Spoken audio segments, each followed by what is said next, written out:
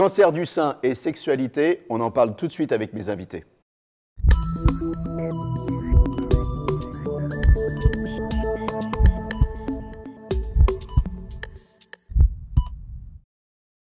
Avec moi sur le plateau, le docteur Patrick Papazian. Vous êtes sexologue en service d'oncologie à la Pitié-Salpêtrière et vous êtes l'auteur de Parlez-moi d'amour. On va vous parler d'amour. On va parler d'amour aujourd'hui. Aussi avec moi sur le plateau, Catherine Adlertal. Vous êtes oncopsychologue et oncosexologue. Vous intervenez au sein d'Étincelle, qui est une association. On rappelle le site d'Étincelle, c'est www.étincelle au singulier.asso.fr et vous intervenez aussi à l'Institut Raphaël. Tout à fait. Voilà. Et Catherine Cerizet, vous avez gentiment accepté de venir nous parler de votre cancer. Donc il y a 19 ans, vous avez eu un cancer, mastectomie, reconstruction. Donc parlez-nous un petit peu de tout ça, comment ça s'est passé? Bonjour, Jean-Claude. En fait, c'est assez compliqué. C'est très violent quand on vous annonce qu'on va vous enlever un sein. C'est extrêmement violent. Et moi, je me rappelle d'une anecdote. C'est que j'avais demandé à mon mari, à l'époque, de me toucher le sein juste avant qu'on l'enlève. Puis bon, il y a des fantasmes. Qu'est-ce qu'on va en faire? Est-ce qu'on va le jeter? Enfin, c'est vraiment très, très violent. Ensuite, vous vous retrouvez avec une cicatrice qui barre votre torse. Moi, je me suis cachée, en tout cas de mes enfants. Ça a été très compliqué de le montrer à mon mari. Ça faisait longtemps qu'on était ensemble, donc bon, voilà. L'acceptation du nouveau corps? On ne l'accepte pas. En tout cas, moi, je ne l'ai pas accepté. Des femmes l'acceptent finalement, puisqu'il y a très peu de femmes qui se font reconstruire. Moi, j'avais en ligne de mire la reconstruction. Oui, à tout prix. Il y a un tiers des femmes qui se font reconstruire, donc ça veut dire 2 tiers qui ne le font pas, et c'est beaucoup. C'est beaucoup. Donc je pense que ces femmes-là ont une reconstruction psychologique que moi, je n'ai pas eue. À l'époque, vous étiez mariée. Alors, ça se vit à deux, cette maladie, parce que c'est une maladie aussi qui touche au corps, à l'intime. Votre mari, lui, comment ça s'est passé? Moi, j'ai eu un mari exceptionnel, pour lequel c'était pas important. Ce sein n'était pas important. Lui, il avait une maman malade. Lui, il voulait que je sauve ma vie.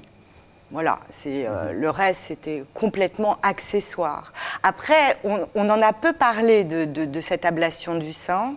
Je ne sais pas les représentations qu'il s'en est faites au moment des rapports intimes avant ma reconstruction. Alors, vous aviez un mari aimant, compréhensif, doux, amoureux, et puis malgré tout, vous avez divorcé. Oui, parce que, eh bien, en fait, j'ai rechuté. Donc, j'ai été malade en 2000. En 2002, je rechute. Et j'ai eu des traitements très lourds qui se sont terminés en 2008. 8 ans, c'est très, très long pour un couple.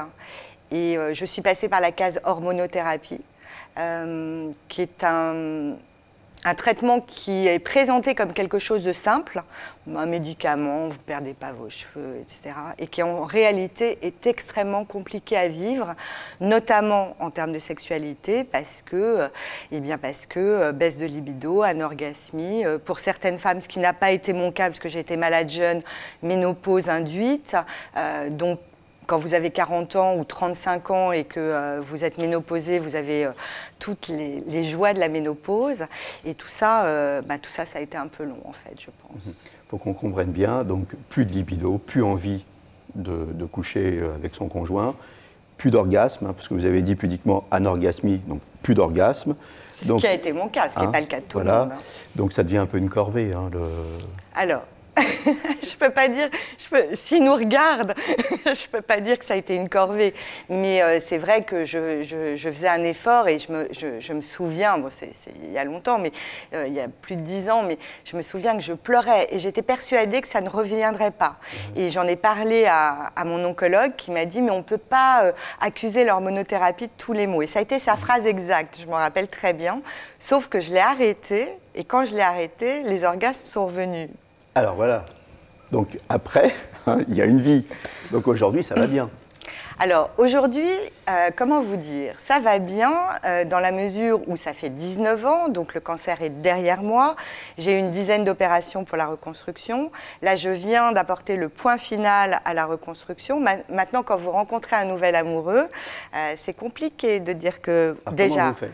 Vous lui dites avant, vous lui dites pendant, au moment fatidique, vous lui dites hein? Alors, ça a été très compliqué et ça a été beaucoup de discussions avec mes amis. Alors, au début, je trouvais ça pas très fair de le dire à la dernière minute. En plus, il se trouve que je travaille dans la santé, notamment auprès de femmes atteintes d'un cancer. Donc, quand on vous demande « qu'est-ce que tu fais dans la vie ?» et que vous répondez ça, les gens vous demandent « mais pourquoi ?» Donc, je dis que j'ai eu un cancer, je rajoute il y a 19 ans, etc. Voilà. Quand vous dites, et j'ai testé pour vous, j'ai eu un cancer, j'ai eu une ablation du sein. Vous avez testé pour les autres femmes. Oui, oui, non, pas pour vous. On n'est rien demandé. Non, non, on est bien d'accord. On est bien d'accord. Que les choses soient claires. Ouais. Il y a une partie des hommes qui fuient. Vraiment. Il y a une partie des hommes qui fuient parce que finalement, pourquoi s'embêter avec une femme qui a sinon, aujourd'hui, un sein... qu'est-ce que vous faites? Alors aujourd'hui... La méthode. Aujourd'hui, votre méthode, parce qu'il n'y a pas une méthode universelle, c'est votre méthode. Oui, ma méthode, exactement. Ma méthode, c'est de dire que j'ai eu un cancer il y a 19 ans, je ne parle pas des traitements, et au moment fatidique, je disais que je n'allais pas enlever soit mon top, soit mon soutien-gorge, et avec le sourire, et ça passe très très bien, mais c'est vrai qu'aujourd'hui, avec la fin de la reconstruction, j'avoue que c'est plus facile pour moi de montrer. Ce que je veux dire, c'est que la reconstruction, ce n'est pas de la chirurgie esthétique, donc ça n'est pas complètement convaincant, en fait. Hein, voilà. Vous avez du mal quand même encore aujourd'hui à montrer vos seins? Oui. Joker. Joker. Alors, Catherine Adler-Tall, les femmes n'osent pas parler de sexualité à leur oncologue. Pourquoi?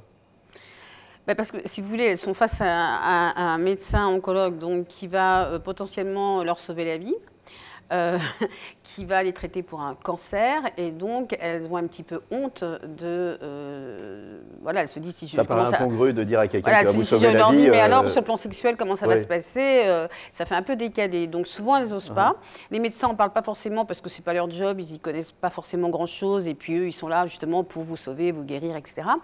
Et les conjoints se disent, ma femme est en train de se faire soigner pour un cancer, si moi je parle de ça, je vais passer pour quoi pour un obsédé ou pour je ne sais quoi. D'où le rôle du psychologue, parce que finalement, d'où le rôle du psychologue, parce que finalement, c'est à lui qu'on ose en parler, il est là pour ça. Et oui, et puis c'est surtout très important, parce que sinon c'est la double peine. Non seulement on est soigné on a un cancer, et en plus on n'a plus de sexualité, ce qui peut être délétère pour le couple, en plus au fil des temps. On vient de le voir, parce que vous aimiez.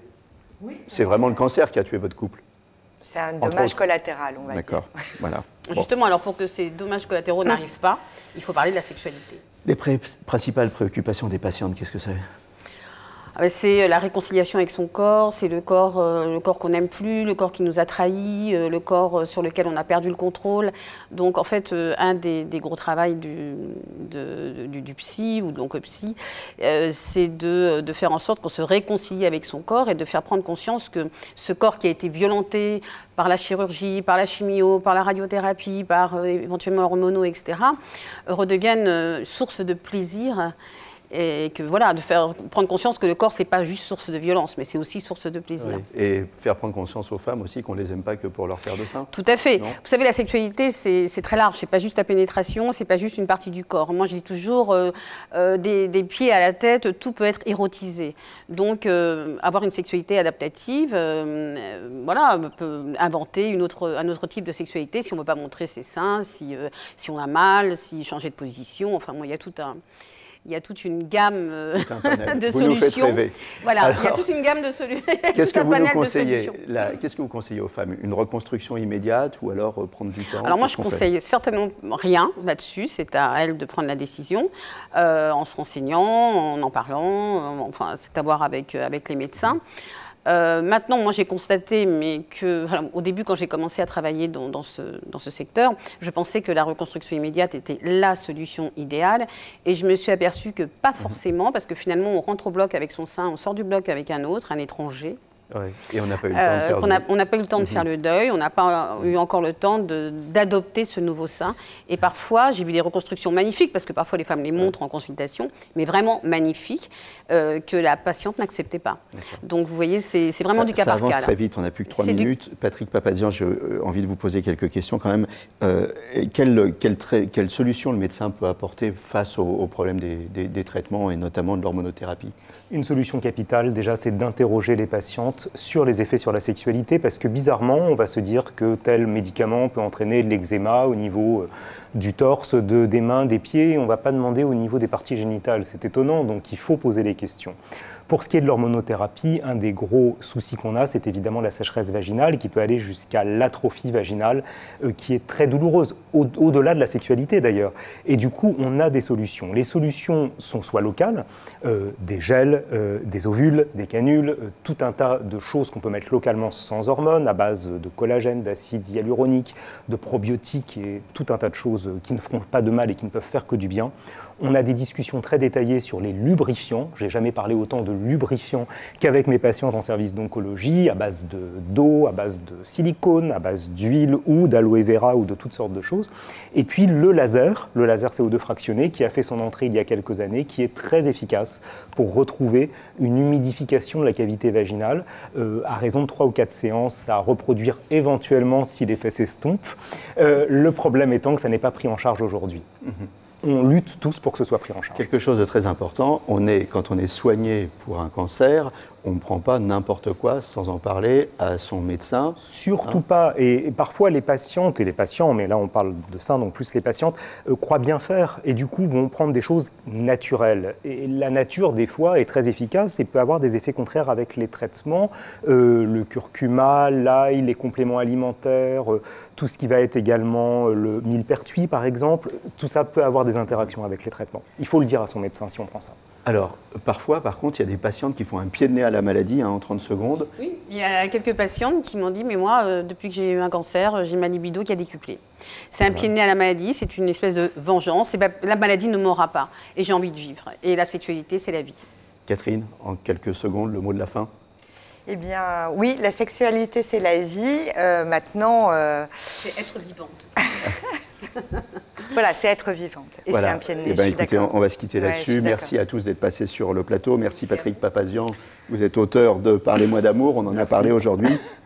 Catherine Adler, je rappelle le site de l'association www.étincelle-au-singulier.asso.fr. Catherine Cerizet, merci d'être venue nous parler aujourd'hui. Gros bisous à toutes les filles, qui nous regardent et qui souffrent en ce moment d'un cancer du sein. On vous souhaite un prompt rétablissement. Et au nom de tous les mecs, moi je vais vous dire, on vous aime. Voilà, on vous aime et on vous aime plus que jamais. À très bientôt pour un nouveau numéro de Capital Santé. D'ici là, portez-vous bien. Voilà.